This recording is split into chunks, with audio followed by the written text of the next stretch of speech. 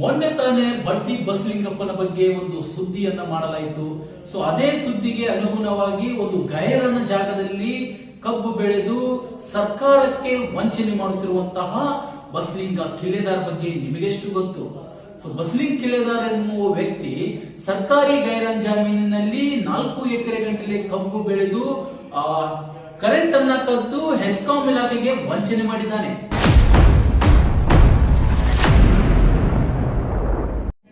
So ಇವತ್ತಿನ ದಿನ ಹೆಸ್ಕಾಂ ಇಲಾಖೆಯವರು ಬಂದು ಒಂದು ವೈರ್ ಅನ್ನ ಕಟ್ ಮಾಡಿದ್ದಾರೆ. ಸೊ ಹೆಸ್ಕಾಂ ಇಲಾಖೆಯವರಿಗೆ ಹ್ಯಾಟ್ಸ್ ಆಫ್ ಹೇಳಲೇಬೇಕು ಕಣ್ರೆ.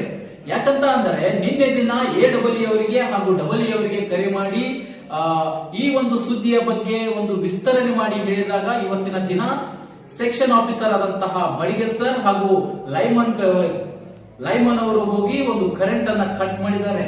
ಇದು ಬೆಳಗಾವಿ ಜಿಲ್ಲೆಯ ರಾಯಬಾಗ ತಾಲೂಕಿನ ನಾಗರಾಳ ಗ್ರಾಮದಲ್ಲಿ. ಇನ್ನು 15 ವರ್ಷಗಳಿಂದ ಕರೆಂಟ್ ಕದ್ದು ಒಂದು ಬೋರ್ವೆಲ್ಗೆ ಕರೆಂಟ್ ಅನ್ನ ತೆಗೆದುಕೊಂಡು ಏನು ಇವರು ಸರ್ಕಾರಕ್ಕೆ ವಂಚನೆ ಮಾಡ್ತಾ ಇದ್ದಾರಲ್ಲ, ಇವತ್ತಿನ ದಿನ ಕರೆಂಟ್ ಅನ್ನ ಕಟ್ ಮಾಡಿದ್ದಾರೆ. ಆದರೆ KB ಅಧಿಕಾರಿಯವರು ಇವರ ಮೇಲೆ ಸ್ವಯಂ ಪ್ರೇರಿತವಾಗಿ ಕೇಸ್ ದಾಖಲೆ ಮಾಡುತ್ತಾರಾ ಅಥವಾ ಇಲ್ವಾ?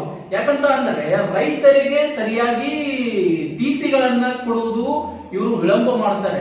ಅಂತದ್ರಲ್ಲಿ ಇಲ್ಲೊಬ್ಬ ವ್ಯಕ್ತಿ ಸರ್ಕಾರಿ ಗೈರಾನ್ ಜಮೀನಿನಲ್ಲಿ ಒಂದು TCಯನ್ನ ಕುಳಿಸಿಕೊಂಡು ಸರ್ಕಾರಿ ಗೈರಾನ್ ಜಮೀನಿನಲ್ಲಿ ಅದರ ಪಕ್ಕದಲ್ಲಿ ತನ್ನ ತಂಗಿಯ ಹೆಸರಿನಲ್ಲಿ ಒಂದು TCಯನ್ನ ಕುಳಿಸಿಕೊಂಡು ಅದರಿಂದ ವೈರ್ಗಳನ್ನ ತೆಗೆದುಕೊಳ್ಳುತ್ತಾನೆ. ಸೊ ಅದರಿಂದಾನೇ ಒಂದು ಬೋರ್ವೆಲ್ ನೀರನ್ನ ಈ ಒಂದು ಕಬ್ಬಿಗೆ ಹಾಯಿಸ್ತಾನೆ. ಅಂದ್ರೆ ಸರ್ಕಾರದ ಒಂದು ಹೆದರಿಕೆ ಕೂಡ ಇವನಿಗೆ ಇಲ್ಲ, ಕಾನೂನಿನ ಅರಿವು ಕೂಡ ಇವನಿಗಿಲ್ಲ. ಅದಕ್ಕೆ ಸಂಬಂಧಪಟ್ಟಂತಹ KB ಇಲಾಖೆಯವರು ಕರೆಂಟ್ ಕದ್ದವನ ಮೇಲೆ ಕೇಸ್ ದಾಖಲೆ ಮಾಡುತ್ತಾರಾ ಅಥವಾ ಇಲ್ಲ ಎಂಬುದನ್ನು ಕಾದು ನೋಡೋಣ. ನಮಸ್ಕಾರ.